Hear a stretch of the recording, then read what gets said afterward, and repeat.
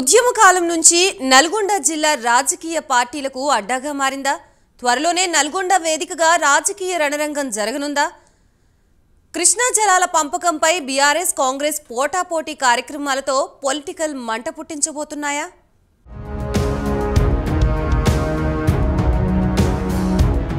కృష్ణా జలాల వివాదం రచ్చకెక్కుతోంది. కృష్ణా నీళ్ల పంపకంపై నల్లగొండ జిల్లా వేదికగా కాంగ్రెస్ బీఆర్ఎస్ మధ్య రాజకీయ రగడ మొదలైంది. నాటి తెలంగాణ ఉద్యమం నుండి నేటి రాజకీయ పార్టీలకు వేదికగా మారిపోయింది ఉమ్మడి నల్లగొండ జిల్లా. కృష్ణా జలాల వివాదం పేరుతో తెలంగాణలోని రాజకీయ పార్టీల నేతలు రణరంగమాడుతున్నారు. ఇదే విషయాన్ని పరిశీలిస్తున్న ప్రజలు, తెలంగాణ వాదులు రాజకీయ పార్టీల తీరుపై అసహనం వ్యక్తం చేస్తున్నారు.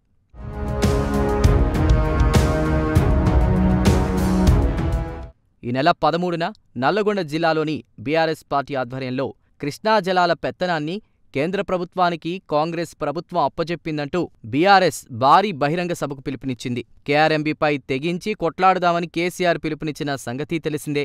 బీఆర్ఎస్, కాంగ్రెస్ రాజకీయ పార్టీలు మాత్రం కృష్ణా నీళ్లపై నల్లగొండ జిల్లా వేదికగా ఒకరి మీద ఒకరు దుర్భాషలాడుకుంటున్నారు. బీఆర్ఎస్ పార్టీకి దీటుగా కాంగ్రెస్ పార్టీ కూడా భారీ బహిరంగ సభ పెట్టనున్నట్లు ప్రకటించారు.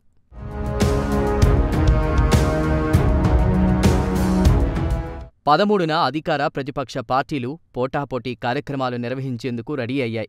కాంగ్రెస్పై అటాక్ చేసేందుకు గులాబీ పార్టీ కేఆర్ఎంబీ అంశంపై చలో నల్లగొండ ప్రోగ్రాం నిర్వహిస్తుంటే, దీనికి కౌంటర్గా మేడిగడ్డ టూర్కు కాంగ్రెస్ పార్టీ ప్లాన్ చేసింది. ఆ రోజు అన్ని పార్టీల ఎమ్మెల్యేలను బ్యారేజ్ దగ్గరకు తీసుకువెళ్లి ప్రాజెక్టు నిర్మాణంలో జరిగిన అవకతవకలను నిపుణుల ద్వారా వివరించేందుకు సిద్ధమైంది. ఆ ప్రోగ్రాంకు సీఎం రేవంత్ రెడ్డే స్వయంగా హాజరు కానున్నారు.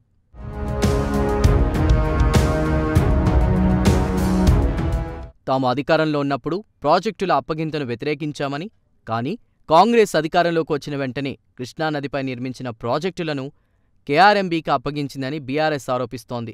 అయితే తాము ప్రాజెక్టులను అప్పగించలేదని, అప్పగించబోమని కాంగ్రెస్ ప్రభుత్వమూ క్లారిటీ ఇచ్చింది.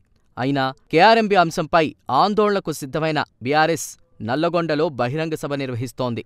మాజీ సీఎం కేసీఆర్ అధ్యక్షతన నిర్వహిస్తున్నటువంటి పబ్లిక్ మీటింగ్ కావడం, పైగా అసెంబ్లీ ఎన్నికల ఓటమి తరువాత జరుగుతున్న మొదటి సమావేశం కావడంతో ఆ సభకు సుమారు 2 లక్షల మంది జన సమీకరణ చేయాలని ప్లాన్ చేస్తోంది.